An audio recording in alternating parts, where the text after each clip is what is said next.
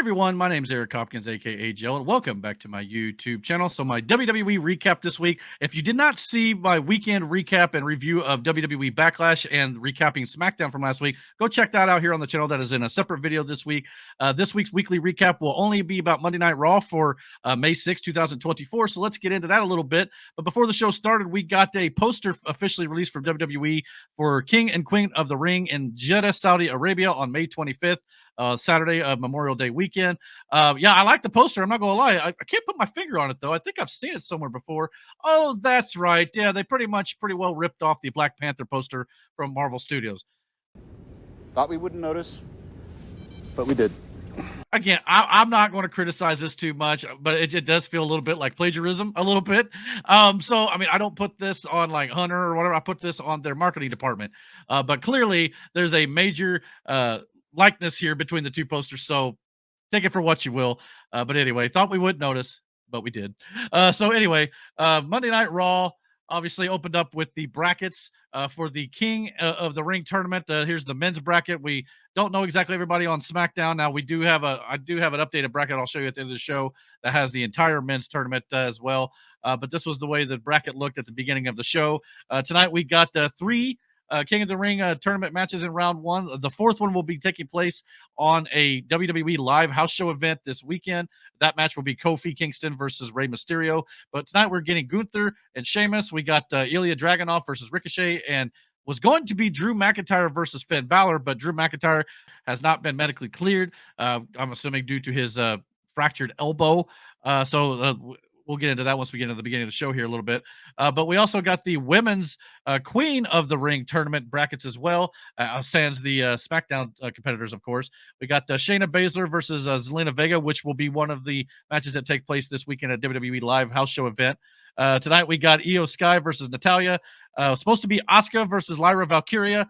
That didn't happen, as well as I'll talk about as we go through here. And we got Ivy Nile versus Zoe Stark on tonight's show. So 6 King of the Ring and Queen of the Ring tournament matches. So I thought that was really cool. This really felt kind of like an AEW show, in my opinion. Not a whole lot of storytelling, just a lot of great in-ring work, and it's something I very much appreciated. And I kind of am hoping a little bit myself that Triple H will kind of go back to that wrestling presentation like he did in NXT Black and Gold. And he's definitely been doing more of that. But I feel like if that were the case, it's going to really show the world that WWE being a sports entertainment company is not the case anymore. It's more about pro wrestling. And I think that'll do a great deal of help to the internet wrestling community out there who want to say, oh, well, WWE's way is better. Well, AEW and WWE will pretty much be doing this pretty much the same thing at that point. They'll both be focusing on in-ring competition, storylines as well, but it's not strictly storylines and promos and things like that. I would like to see WWE focus more on their in-ring work and improve that and increase the amount of time we get on shows that are actually in the ring. Monday Night Raw opened up with the World Heavyweight Champion Damian Priest and the Judgment Day just 48 hours after the Archer of Infamy, El Campeon, defeated Jey Uso to retain his title, despite telling his teammates that he did not want their involvement in that match. Rather than the group absolutely imploding here, it was a night where they pretty well made up, had a group hug, and Damian Priest even went so far as to apologize for expressing his frustration with JD McDonough and Finn Balor Saturday night in Lyon, France. Finn Balor then took the mic, believing he would continue Judgment Day's momentum by advancing in the King of the Ring tournament via a bye due to the fact that Drew McIntyre was medically uncleared. And he found out the hard way that would not be the case, as Adam Pearce revealed he would still compete. So Adam Pearce called out Jey Uso, who would be replacing Drew McIntyre in the tournament. So Jey Uso and Finn Balor had a match in round one of the King of the Ring tournament, and Jey Uso advances to get the win here. Great match between these two guys. I thought it was a lot of fun. Yeah, again, it's probably not a big deal at all. I'm not saying it is, but Finn Balor just recently re-signed with the company, and he's been eating pins pretty much ever since. So interestingly enough to see here, but Jey Uso advancing in the tournament makes a lot of sense. They're still continuing this build for Jey Uso as the main event player that he could potentially be. So yeah, like I said, I think the start of that was obviously at Backlash at WrestleMania this year, just putting him out on his own, and he's over with the crowd. And I think putting him in the title picture or in this King of the Ring tournament, which is now consists of more main event level players, I think Jey Uso could very well go all the way to the finals of the Raw bracket at least, and then possibly face Gunther. We'll have to wait to see where that goes. But I think putting Jey Uso in this tournament was only a good thing for him and his career in general. So I'm looking forward to see where they go with him. Like I said, I think eventually this is going to lead back to the Usos reuniting and getting back together with Roman Reigns to take on the new bloodline at some point. But for now, it's good to see Jey Uso getting a singles run here for sure.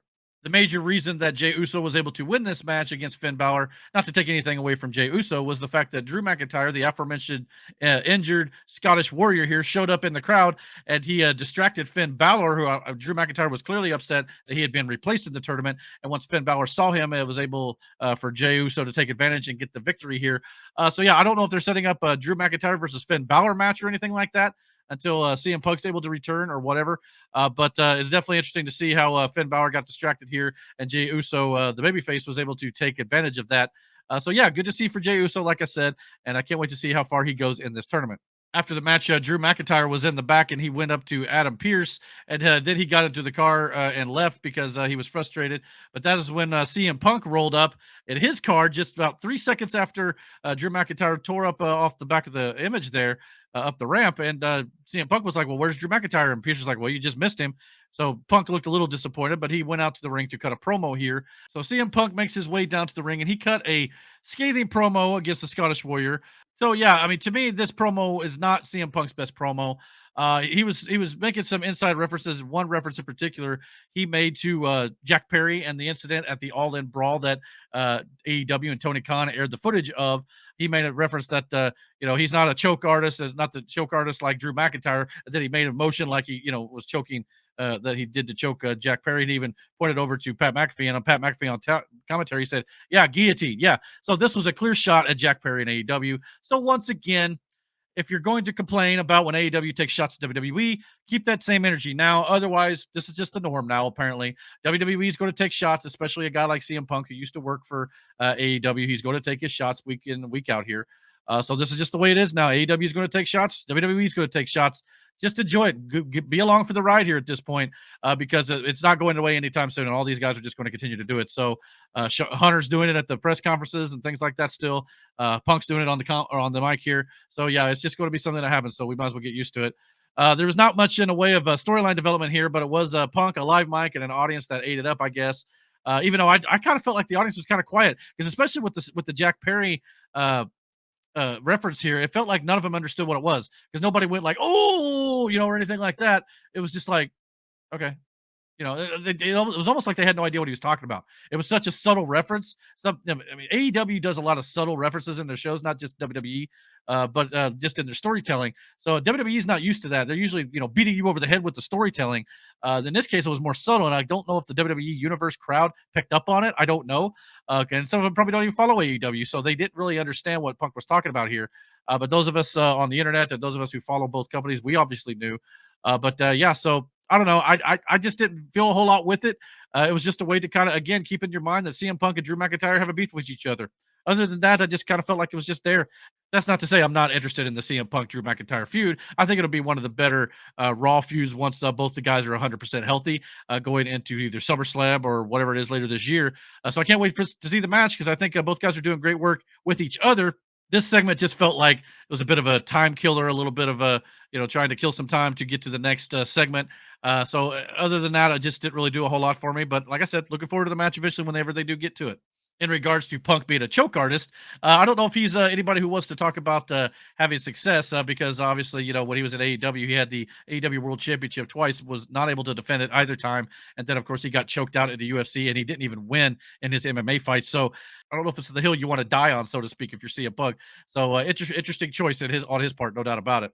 I know that CM Punk is the babyface in this feud, but a part of me just wants to see Drew McIntyre beat his ass. Part of me just doesn't like CM Punk's real life character, in my opinion. I just feel like he's a bit of a hypocrite. We've seen him many times talk about certain things backstage and in interviews and stuff where he would trash WWE, talking about how they fired him on his wedding day, and he goes right back to the company once he has no other, companies left to go to. He burned all those bridges. So It just feels a little disingenuous from WWE too, because they keep putting out all these stories about how nice of a guy CM Punk is backstage, how he likes to help the younger talent and do this, do that. So yeah, I just feel like if he was really being a good guy, you wouldn't have to put out those stories all the time. It just kind of feels like they're trying to push this narrative that CM Punk is a changed man, whether he is or not. If he really is, you don't have to tell us all the time. We'll eventually notice. But the fact that you keep putting it out there, putting it out there, putting it out there, it just feels a little weird to me. Maybe I'm just reading too much into it, but a part of me just kind of feels like, it's like when like LeBron James comes out and says, "I'm the greatest of all time." If you actually were, you wouldn't have to tell us. The greatest of all time doesn't tell you. The fans tell the greatest of all time that he's the greatest. So same here. If you're the best of the world in CM Punk's case, let the fans tell you that. Don't come out and be like, everything that he's doing backstage is absolutely great, because if it was, we would notice, we would know eventually. It doesn't have to be something that has to be continued to put out there to push a narrative, in my opinion. That's kind of what it feels like. To kick off the Queen of the Ring tournament, Io Sky versus Natalia in round one. Damage Control made their Raw return this week, with Io Sky kicking off the Queen of the Ring tournament against Natalia. As one would expect, given the talent involved, it was a strong match that highlighted both women. Io Sky benefited from interference from Dakota Kai and Kairi Sane on the outside, but it was mostly a fair match that saw the Queen of Hearts fight all the way back, only for Dakota Kai's distraction to cost her the win here. After the match, Dakota Kai mentioned Becky Lynch potentially planting the seeds for a feud between the faction and the man throughout the summer months here, as they kind of played again a little bit later on in the segment with Becky Lynch and Liv Morgan. But it was also noted that Asuka is also injured. She will be replaced in the Queen of the Ring tournament with Dakota Kai tonight, and they're in her round one match. So they also a lot of injuries right now for WWE, which is interesting. I'm sure they got a deep enough roster to actually make this all work out just fine. And the replacements they put in the tournament, I think, are really, really good. So I wouldn't worry too much about the injuries coming to WWE at this point. Much like AEW, they've got a deep enough roster to take care of all those things. So I don't think it's anything to really concern yourself with. Next up, we got the King of the Ring tournament match with Ricochet versus Ilya Dragunov. Former NXT champion Ilya Dragunov introduced himself to those unfamiliar with his work via a very extraordinary match with Ricochet in the opening round of this tournament. The Mad Dragon used intense strikes to cut off the high-flying WWE Speed Champion's high-flying arsenal, and ultimately utilized the running forearm to flatten the one and only and score the hard-fought victory here. It definitely sets up a match between Jey Uso and Ilya Dragunov next week. So yeah, I don't know exactly who's going to win that match. I would assume it'll be Jey Uso, but I'm not going to lie to you. Ilya Dragunov versus Gunther in the finals on the Raw bracket makes a lot of sense to me. So either way, it could be great. But yeah, this was a great match to really highlight Ilya Dragunov's talents here. And Ricochet sold his ass off, and he looked good in a loss, which is also getting Ricochet over. So in my opinion, I thought this was a great match. Very, very good grade for this match, all things considered. Like 90 out of 100 here. This was awesome. So definitely go out of your way to see this match. It was a lot of fun. For those of you who don't know who Ilya Dragunov is, you certainly know who he is now. He's a force to be reckoned with. He's a great professional wrestler, and he deserves a lot more credit than he's gotten over the years. And hopefully now that he's on the main roster, he will start to earn that respect that he's actually deserved for a lot of years now, especially when he's in NXT UK. So yeah, give him all the credit in the world. He deserves what he's about to get here, and a major push on the main roster. And I hope Hunter Hearst Helmsley, Triple H, uses him to the best of his potential. We got another Queen of the Ring tournament match, Ivy Nile versus Zoe Stark. Zoe Stark advanced to the next round of the tournament, defeating Ivy Nile. Both competitors, incredibly gifted athletes, but the in-ring chemistry was not there, and the inexperience showed here at times. The results were spots that took too long to set up and an execution that was not always smooth. But Zoe Stark won with her Z360 finisher, and what was definitely the right call here, no doubt about it, moving forward. But I don't think Zoe Stark will last a whole lot longer. I got a feeling she'll probably lose to Lyra Valkyria in the next round. We'll just have to wait and see. But yeah, great to see these women get some time on the show for sure. But both of these women I think could still use a little bit of work in the ring personally. We had a backstage segment with Braun Breaker. He approached Adam Pearce in the back, and he was wondering why he was not put into the King of the Ring tournament. Valid question, because you would think that Braun Breaker would be in that tournament. My assumption is WWE doesn't want to defeat him just yet. That's probably the reason. But Adam Pearce says, let's have a talk in my office, and we'll have a conversation about it. So don't know exactly where that's going to go, but it sounds like Braun Breaker and Adam Pearce are going to have a moment here, and Braun Breaker is not happy with the new general manager of the brand he's on already after the draft has been finalized here. So interesting to see where this goes, but Braun Breaker is about to go on a tear. So yeah, I can see why they didn't put him in the tournament, though, because if they want somebody like Gunther winning, they don't want Gunther to beat him. So that makes a lot of sense. So we'll see what they do to explain why he wasn't in the tournament, and we'll go from there. But for now, this is a wait and see approach, in my opinion. We had a moment in the back where the Judgment Day were in the back, and Dominic Mysterio brings Carlito to meet with Damian Priest because Carlito says he needs some help taking on the LWO. But now that he's over on Raw, he's got no friends with Legado del Fantasma for the most part. So Dominic Mysterio obviously has a vendetta against his father, Rey Mysterio. So it sounds like Dominic Mysterio wants to help Carlito go after his father. But Damian Priest wasn't having any of this, and he was basically like, get Carlito out of here because Damian Priest, as he pointed out, was defeated last year at Backlash against Bad Bunny because of the help from Carlito. So I like the fact that they called back to it. It was kind of like on AEW when Christian called back to the fact that Nick Wayne was bloodied up by Swerve Strickland. It was a nice callback to, over a year or so ago. So again, just kind of bringing it back to the forefront here, bringing it to the front of the storyline.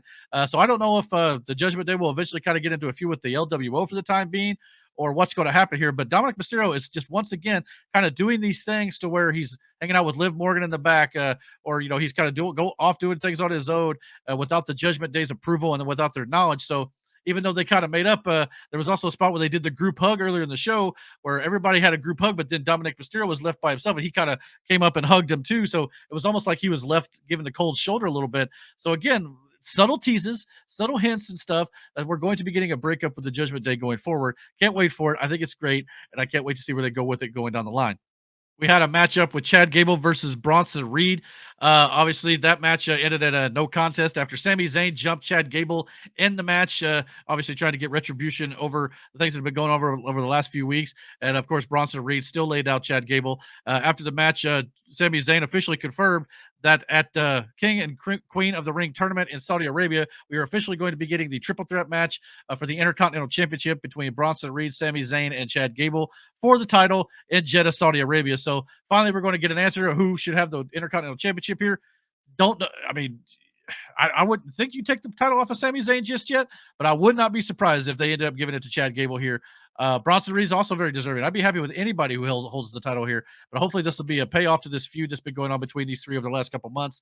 Looking forward to see where that goes. And I personally think it could actually be Chad Gable. I think that they very well may pull the trigger on it and move Sami Zayn eventually, like I said, into the Bloodline storyline with the reunited original Bloodline with Roman Reigns once he returns as a babyface. Well, let's have to wait and see what they do, but this should be a great match because all three of these competitors are absolutely outstanding to watch in the ring. So looking forward to that. We had an interview segment with Michael Cole interviewing Becky Lynch in the ring. Lynch put over the young stars that will forge the future of women's wrestling before being interrupted by Liv Morgan. This was a pretty tense back and forth between the two that saw Liv Morgan reveal her purpose, taking everything away from Rhea Ripley and winning the Women's World Championship. To do that, she has to beat the man in 3 weeks at King and Queen of the Ring in Saudi Arabia. That match is officially announced. That brought out Damage Control. They hit the ring and attacked Becky Lynch while Liv Morgan bailed on Becky. Looked like she was going to help Becky Lynch a little bit to start the brawl there. But then, of course, Liv turned her back on her and left the man to fight a 3-on-1. Lyra Valkyria made the save, setting up the night's next match that saw Lyra Valkyria against Dakota Kai replacing Asuka in the Queen of the Ring tournament. Lyra Valkyria won the match here, no doubt about it, to move forward in the tournament. Interesting that they gave the win to the new NXT talent for sure instead of Dakota Kai. Dakota Kai being the replacement, I can kind of see why they wouldn't give it to Dakota Kai here. It was a kind of a one-dimensional segment, but at least it accomplished one thing, laying the groundwork for the women who will oppose Becky Lynch in the near future.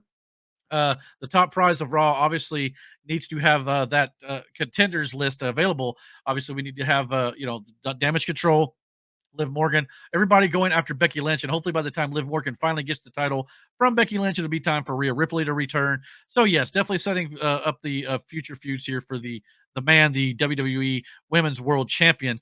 So yes, I'm looking forward to seeing where all they go with those women. And, of course, the main event of Monday Night Raw, which was the match that I was super excited about once they announced it on Backlash this last Saturday. That is, of course, Gunther versus Sheamus. I mean, if you've seen any of their matches prior, you know there's a slugfest. This is pretty much more of the same here, no doubt about it. I still contend that Gunther, Drew McIntyre, and Sheamus had the best match of WrestleMania 39 a year or so ago. Yeah, in my opinion, this was an outstanding match. Both these guys beat the ever loving snot out of each other. If you can't tell by Sheamus's chest, I mean, my goodness, these guys did a great job. Both men pummeled each other from the opening bell, painting each other's chest red with welts. The result of these unforgiving strikes, interference from Ludwig Kaiser that targeted the knee of the Celtic Warrior, however, put Sheamus on the defensive for the majority of the match and gave the Ring General a giant target to focus his attention on. He did just that, punishing the joint. Every time Sheamus fought his way back into the match, Gunther refocused on the knee before ultimately forcing a submission to the half Boston Crab to get the win and move on in the King of the Ring tournament. Another great barbaric physical encounter between the two guys. They seemingly love beating the crap out of each other. This one had an added story of Ludwig Kaiser's involvement in setting up the finish, which protected Sheamus because it begged the question what would have happened had he been able to finish the match without the knee injury. But Gunther winning made all the sense in the world. I think he's going to end up in the finals of the Raw side of the bracket here, probably, in my opinion, against Jey Uso. I'm not sure they're ready to pull the trigger on Ilya Dragunov just yet to go all the way, but Jey Uso versus Gunther in the finals of the Raw bracket is probably where they're going to end up going here, and I think Gunther wins that to move on to the finals at Saudi Arabia. So yeah, I mean, I thought this was a great match. Like I said, Gunther advancing makes all the sense in the world. I think Gunther will be your future world heavyweight champion. Somewhere down the line, either later this year or at WrestleMania next year. We could get Drew McIntyre getting it back at Clash at the Castle. Maybe him and Punk feud over it for a little while, and then maybe Punk wins the title and Gunther beats Punk. Oh, I would love to pay good dollars to see Gunther chop the living hell out of CM Punk. That would be outstanding, in my opinion. Or, I mean, even Drew McIntyre and Gunther themselves having a great match together could be great too. So there's a lot of great things you could do here. But again, probably within the next year, you're going to see Gunther holding that World Heavyweight Championship, as he should. It's well deserved. Some people don't like Gunther because he doesn't have the greatest character in the world. Gunther's outstanding. If you don't like Gunther and you haven't gotten on that bandwagon, jump on, because he is the future of this company. He is what pro wrestling is epitomized by, and he should be the model that a lot of young up and coming wrestlers aspire to. He's got that old school mentality of just beat the living tar out of you, and it's absolutely fun to watch every single time he does it. Good for him. Can't wait to see what they do. But this was a look at Sheamus after the match in the back. He posted on X that there will be no part 4 in this match between him and Gunther, because the trilogy is now complete, and I don't blame him. He looks to be in a lot of pain. So well wishes to Sheamus. Thank you for a great match. Thank you for a great series of matches between you and Gunther. So can't wait to see what they do with Sheamus moving forward too. I can see him definitely competing for the Intercontinental title. I believe they said it was a title he's never won in his career, if I'm not mistaken. I could be wrong on that, but I'm pretty sure that's the case. So if that's the case, I would love to see that as well, and we'll see where they go with it. But yeah, looking forward to it. So now that the King of the Ring tournament round 1 has officially wrapped on Monday Night Raw, here are the brackets as they stand as of right now. We don't know who the SmackDown women will be on the side of that bracket over there, but as of right now, with Io Sky advancing, she'll take on the winner between Zelina Vega and Shayna Baszler at the house show this weekend. I'm imagining it'll be Zelina Vega, because Zelina Vega, they've only done the Queen's Crown tournament one time, like 3 years ago, and Zelina Vega is the reigning queen of the ring, so it would make some sense for her to advance to face Io Sky. After that, who knows what'll happen at that point. But then Lyra Valkyria and Zoe Stark will be in round 2, which I believe will probably take place next week on Monday Night Raw. So we'll look forward to that and see who the brackets on the women's side are probably this week on SmackDown. As for the men, we now know who the brackets are on SmackDown as well. It was released by Fightful Select, who is a credible source, by the way, Triple H. Hate to break it to you, but so I guess if they're not, we'll find out this Friday if these guys are not on the brackets. Now watch WWE will switch it up just to kind of make it look like Fightful's not credible. But we got Gunther advancing over Sheamus. Gunther will take on the winner of Kofi Kingston versus Rey Mysterio. Hate to be one of those two guys. It'll probably be Kofi Kingston, in my opinion, because Kofi Kingston was setting up on Raw this week that it was supposed to be Xavier Woods to have advanced, because he's the reigning King of the Ring winner last year. So Kofi will probably get the win to face Gunther to kind of further that minor storyline they got going on there, and Gunther will probably destroy Kofi as well. Then you got Ilya Dragunov defeating Ricochet, and he'll face Jey Uso, who defeated Finn Balor tonight as well. So Dragunov versus Jey Uso next week. That'll be another fun match. So again, good booking, good matches made up for next week already as well. And then on SmackDown this week, we'll probably get at least 3 out of these 4 matches. We're going to get AJ Styles versus Randy Orton. Always fun between these two veterans. Baron Corbin against Carmelo Hayes. Hopefully they give Carmelo Hayes the win here. I know Baron Corbin probably had some stuff going on with Carmelo Hayes over on NXT, so it'll be a little bit of a further of their feuds probably from that show. And then LA Knight versus Santos Escobar. They kind of played that up on SmackDown this last week, so they're going to pit them one-on-one in round 1 of the tournament. And then Bobby Lashley versus Tama Tonga. Interesting to see where that goes. I'm sure it'll be Tama Tonga. Probably my guess is against LA Knight. But if I was to pick who would be in the finals, it would probably be Gunther and Jey Uso in the finals on the Raw bracket. And my guess is either AJ Styles or Carmelo Hayes and LA Knight probably at the end there. One of those three guys. That's my assumption. But we'll just have to wait and see what they do. I like the fact that they've got some main event talent in the tournament this year, making it a little bit more credible, bringing the prestige back to the King of the Ring tournament. So I'm very much excited to see where they take it and to see who wins this year's King of the Ring tournament. And I hope whoever it is, they're going to actually give them prominence. I know a lot of times I don't necessarily care for the king or queen gimmick because it's kind of overplayed. Like, we're royalty now, we have to hold the scepter and wear the whole royalty gimmick and things like that with the crown and all that stuff. Then you got to call me King Book, yeah, which was great for Book. I think he made it great. And some have done better jobs with the gimmick over the years than others. It just kind of feels like a gimmick that's been played out over the years. I mean, obviously, like Harley Race, you got Jerry the King Lawler, most well known for it, obviously. But and then of course, like Stone Cold Steve Austin, he was the King of the Ring, but he never wore the crown and stuff. He just took the flowers that he got from it and furthered his character. That's all that really matters. Whoever wins the King of the Ring tournament, as long as you push them as a viable superstar moving forward, that's going to bring the prestige back to the King and Queen of the Ring. You don't always have to do the actual gimmick of it for these characters. So we'll have to see what they do with it. But I'm looking forward to seeing how the King and Queen of the Ring shakes out this year at this year's tournament pay-per-view at Saudi Arabia in Jeddah. So what do you guys think about Monday Night Raw this week? Did you enjoy the show? Did you enjoy the fact that it seems like Monday Night Raw this week focused a little bit more on the in-ring work and not as much on the storyline? So comment below. Let me know what you guys thought of that. I thought that was a nice, refreshing bit of a change for WWE.